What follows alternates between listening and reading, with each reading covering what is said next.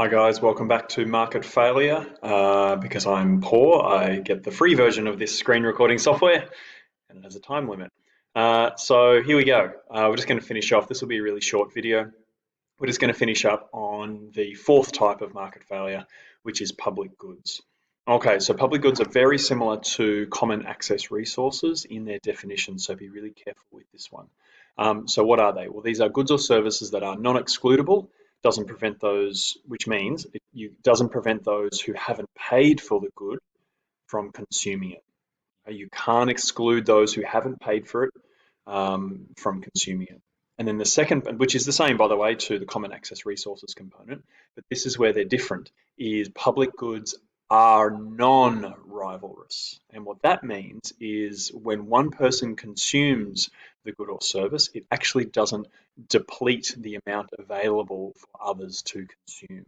Okay? And my cat Troy here has just come to say hello. Hey, buddy. Um,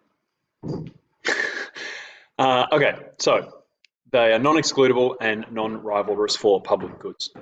Okay, so why is this market failure? Well, it's kind of like the opposite to common access resources in the sense that because of the situation of the free rider problem, where you can't actually stop anyone from consuming it, the revenue received by the firms who are actually providing this good or service is much lower than probably what it's worth and what it should be.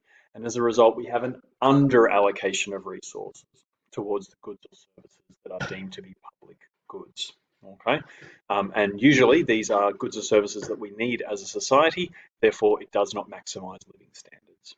So what do the governments do? Well, they want more resources dedicated to the production of these goods or services. So the intervention usually is a subsidy, which will put a lower cost of production on these particular goods or services, increasing supply towards those goods or services that maximise living standards.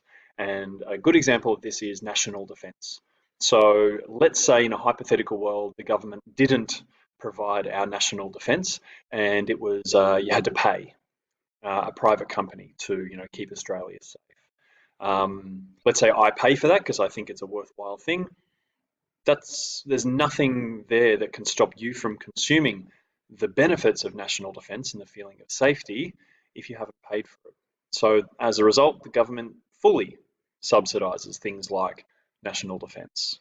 Also, streetlights. You can't stop people from getting the benefit of being able to see where they go at night, and also prisons.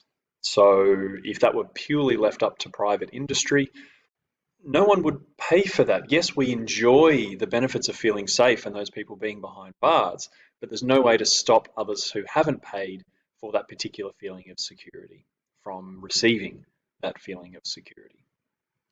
So we can often get a little bit confused between public goods and common access resources. And as a result, I've done this little side-by-side analysis. So how are they different? How are they similar? So you've got common access resources on the left and public goods on the right.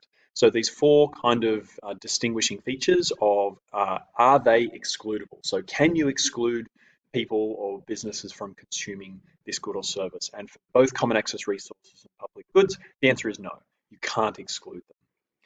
Are they rivalrous? This is where consumption of one good will deplete the amount available for other people.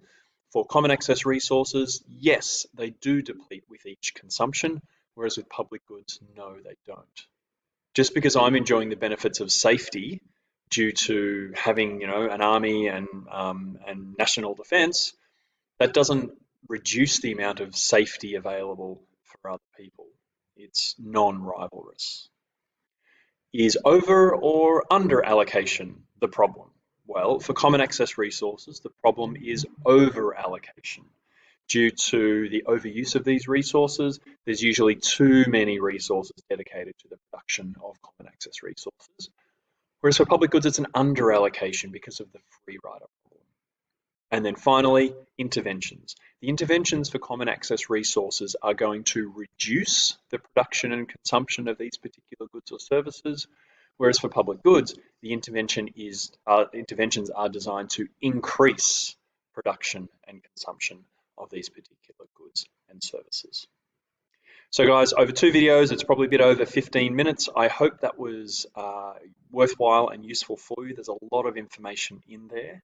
The key part to remember, don't forget, is when you're justifying why something is market failure, you have to link it back to the definition, and a key component of that definition, primarily an over or under allocation of resources, will be one, or two, we'll be linking back to how it doesn't maximize efficiency or living standards.